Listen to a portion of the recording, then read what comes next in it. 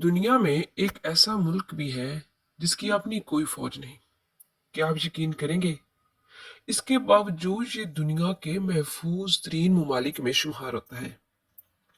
आखिर इस छोटे से जजीरे का राज क्या है?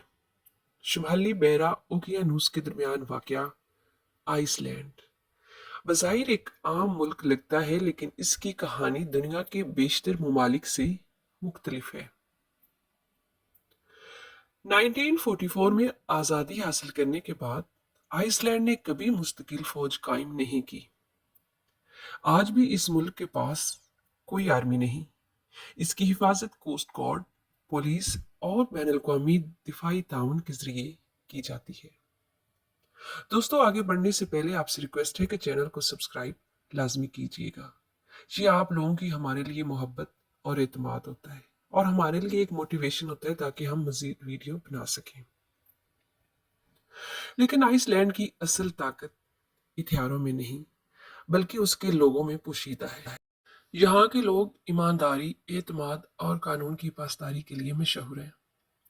कई इलाकों में लोग अपने घरों और गाड़ियों को लॉक करना भी ज़रूरी नहीं समझते। इसी वजह से आइसलैंड को दुनिया के महफूज तरीन ममालिक में शुमार किया जाता है।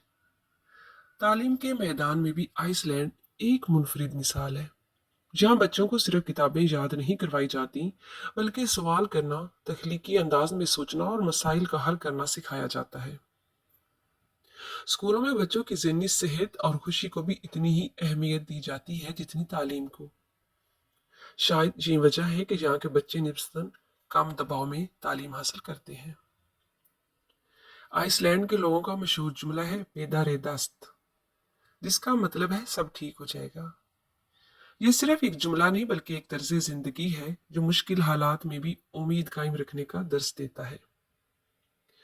कुदरती हुस्न भी आइसलैंड की पहचान है।